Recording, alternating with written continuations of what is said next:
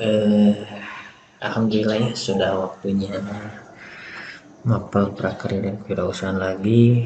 Tidak terasa nih ya sudah 1 bulan mungkin ya kita ada di semester ini, dan seperti biasa dan akan saya biasakan untuk materi itu akan selingi dengan beberapa motivasi atau sharing session dari para tokoh yang memang sudah berpengalaman di bidangnya. Oke, berkaitan dengan manajemen dan kewirausahaan, minggu kemarin kita sudah membahas tentang manajemen dalam organisasi. Kalau kita simpulkan manajemen maka akan berarti atau bermakna sebuah aturan ya. Makanya jika kita berbicara aturan, maka terkadang kita berbicara hidup dengan penuh tekanan. Tapi di sini ada salah satu aturan dalam kehidupan yang menurut Ustadz bisa kita praktekkan atau bisa kita fungsikan dalam kehidupan sehari-hari. Ini ada di salah satu motivasi dari Mr. Simon Sinek. Dia salah satu penulis. Nah, dia membeberkan beberapa rules dalam kehidupan yang akan mengantarkan kita untuk mencapai sebuah tujuan dalam hidup. Ya, mudah-mudahan dengan sharing ini kita semua bisa belajar, termasuk saya sendiri, karena manusia terbaik itu akan lahir dari sebuah pembelajaran. Kita pun butuh yang namanya mentor. Saya pun sekalipun di sini seorang guru, tapi tetap saya pun perlu yang namanya sebuah mentor. Mari kita sama-sama untuk belajar, menyaksikan sebuah motivasi dari Simon Sinek tentang rules of life.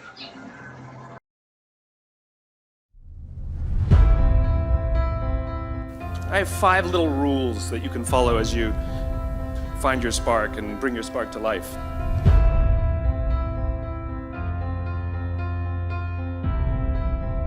The first is to go after the things that you want. Let me tell you a story. So a friend of mine and I, we went for a run in Central Park. The Roadrunners organization, on the weekends, they host races. And it's very common at the end of the race, they'll have a sponsor who will give away something, apples or bagels or something. And on this particular day, when we got to the end of the run, there were some free bagels. And they had picnic tables set up, and on one side was a group of volunteers. On the table were boxes of bagels, and on the other side was a long line of runners waiting to get their free bagel. So I said to my friend, let's get a bagel. And he looked at me and said, the line's too long. And I said, free bagel. And he said, I don't want to wait in line. And I was like, free bagel. And he says, nah, it's too long. And that's when I realized that there's 2 ways to see the world. Some people see the thing that they want, and some people see the thing that prevents them from getting the thing that they want. I could only see the bagels. He could only see the line. Because the rule is, you can go after whatever you want. You just cannot deny anyone else to go after whatever they want. You don't have to do it the way everybody else has done it. You can do it your way. You can break the rules. You just can't get in the way of somebody else getting what they want. Rule number 2. In the 18th century, there was something that spread across Europe and eventually made its way to America called puerperal fever, also known as the Black Death of childbed. Basically what was happening is women were giving birth and they would die within 48 hours after giving birth. This Black Death of childbirth was the ravage of Europe, and it got worse and worse and worse over the course of over a century. And these doctors and men of science wanted to study and try and find the reason for this Black Death of childbed, and so they got to work studying, and they would study the corpses of the women who had died. And in the morning they would conduct autopsies, and then in the afternoon they would go and deliver babies and finish their rounds.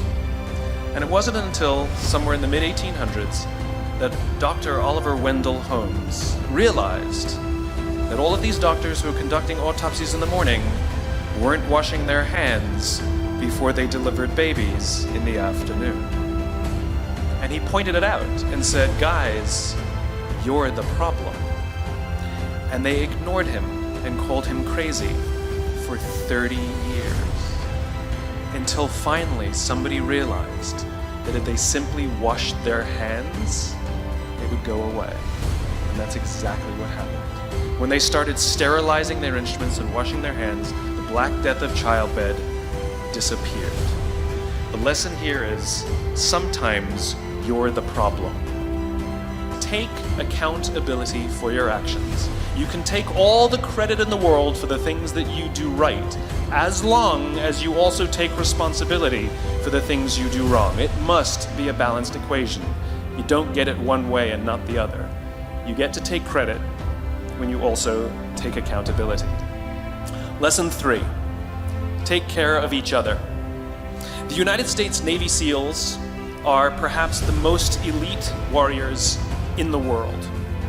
And one of the SEALs was asked, who makes it through the selection process? Who is able to become a SEAL? And his answer was, I can't tell you the kind of person that becomes a SEAL. I can't tell you the kind of person that makes it through BUDS. But I can tell you the kind of people who don't become SEALs. He says the guys that show up with huge, bulging muscles, covered in tattoos, who want to prove to the world how tough they are, none of them make it through. He said the preening leaders who like to delegate all their responsibility and never do anything themselves, none of them make it through. He says some of the guys that make it through are skinny and scrawny. He said some of the guys that make it through, you will see them shivering out of fear. He says, however, all the guys that make it through, when they find themselves physically spent, emotionally spent, when they have nothing left to give physically or emotionally, somehow, some way, they are able to find the energy to dig down deep inside themselves, to find the energy to help the guy next to them. They become SEALs, he said. You want to be an elite warrior. It's not about how tough you are. It's not about how smart you are. It's not about how fast you are. If you want to be an elite warrior, you better get really, really good at helping the person to the left of you and helping the person to the right of you. Because that's how people advance in the world. The world is too dangerous and the world is too difficult for you to think that you can do these things alone. If you find your spark, I commend you. Now, who are you going to ask for help, and when are you going to accept help when it's offered? Learn that skill. Learn by practicing helping each other. It'll be the single most valuable thing you ever learn in your entire life. To accept help when it's offered and to ask for it when you know that you can't do it. The amazing thing is when you learn to ask for help, you'll discover that there are people all around you who've always wanted to help you. They just didn't think you needed it because you kept pretending that you had everything under control. And the minute you say, I don't know what I'm doing, I'm stuck, I'm scared, I don't think I can do this, you will find that lots of people who love you will rush in and take care of you. But that'll only happen if you learn to take care of them first. Lesson 4. Nelson Mandela is a particularly special case study in the leadership world because he is universally regarded as a great leader. He was actually the son of a tribal chief, and he was asked one day, how did you learn to be a great leader? And he responded that he would go with his father to tribal meetings, and he remembers two things when his father would meet with other elders. One, they would always sit in a circle. And two, his father was always the last to speak. You will be told your whole life that you need to learn to listen. I would say that you need to learn to be the last to speak. I see it in boardrooms every day of the week. Even people who consider themselves good leaders, who may actually be decent leaders, will walk into a room and say, here's the problem, here's what I think, but I'm interested in your opinion, let's go around the room. It's too late. The skill to hold your opinions to yourself until everyone has spoken does two things. One, it gives everybody else the feeling that they have been heard. It gives everyone else the ability to feel that they have contributed. And two, you get the benefit of hearing what everybody else has to think before you render your opinion. To keep your opinions to yourself. If you agree with somebody, don't nod yes. If you disagree with somebody, don't nod no. Simply sit there, take it all in, and the only thing you're allowed to do is ask questions so that you can understand what they mean and why they have the opinion that they have. You must understand from where they are speaking, why they have the opinion they have, not just what they are saying. And at the end, you will get your turn. Practice being the last to speak. That's what Nelson Mandela did. Number 5, my favorite one of all, true story. There was a former Undersecretary of Defense who was invited to give a speech at a large conference, about 1,000 people. And he was standing on the stage with his cup of coffee and a styrofoam cup. And he took a sip of his coffee and he smiled and he looked down at the coffee. And then he went off script. And he said, last year I spoke at this exact same conference. Last year I was still the Undersecretary. And when I spoke here last year, they flew me here business class. And when I arrived at the airport, there was somebody waiting for me to take me to my hotel. And they took me to my hotel and they had already checked me in and they just took me up to my room. And the next morning I came downstairs and there was someone waiting in the lobby to greet me, and they drove me to this here same venue and handed me a cup of coffee in a beautiful ceramic cup. He says, I'm no longer the Undersecretary. I flew here coach. I took a taxi to my hotel and I checked myself in. When I came down the lobby this morning, I took another taxi to this venue.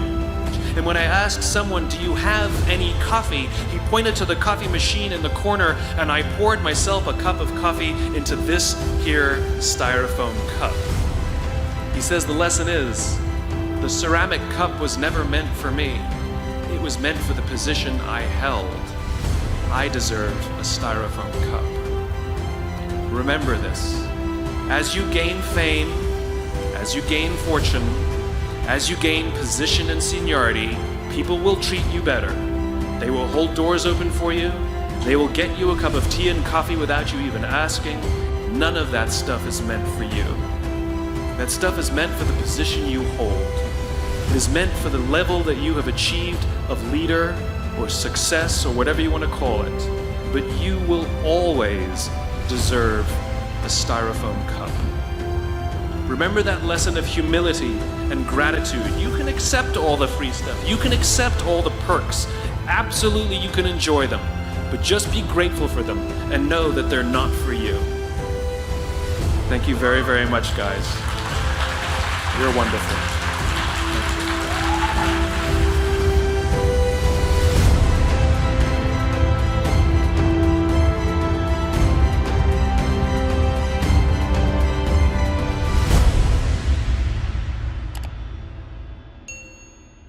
Oke, bagaimana nih tadi tayangannya dari Rules of Life oleh Sinek? Mudah-mudahan bermanfaat ya untuk semuanya, karena di dalam kehidupan kita pasti memiliki namanya sebuah keinginan. Tapi tidak setiap orang mampu mewujudkannya, karena akan selalu kalah dengan sesuatu yang menghalanginya, tergantung bagaimana kita menyikapinya. Oleh karenanya, jika kamu punya keinginan, kamu punya mimpi, kamu punya suatu harapan di masa yang akan datang, maka perbaikilah aturan-aturan hidup kamu, perbaikilah pola-pola kehidupan kamu, dan jangan lupa untuk perhatikan dalam kehidupan sehari-hari. Mudah-mudahan bermanfaat. Mari kita bersama-sama saling mendukung, saling mensupport demi kebaikan, demi keberhasilan kita bersama di kemudian hari. Itu saja untuk hari ini. Jangan lupa ya, sekali lagi, untuk dipraktekkan di dalam kehidupan sehari-hari. Hatur nuhun. Assalamualaikum warahmatullahi wabarakatuh.